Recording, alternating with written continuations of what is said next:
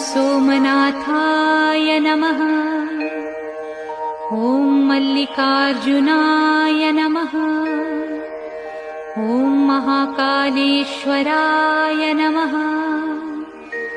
ॐ ओंकारेश्वराय नमः।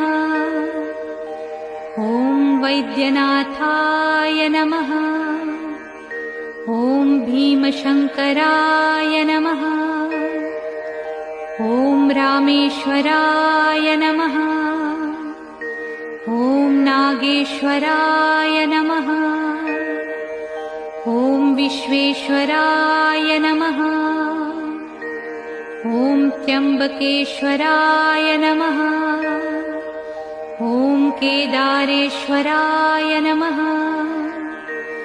ॐ भुस्मेश्वराय नमः।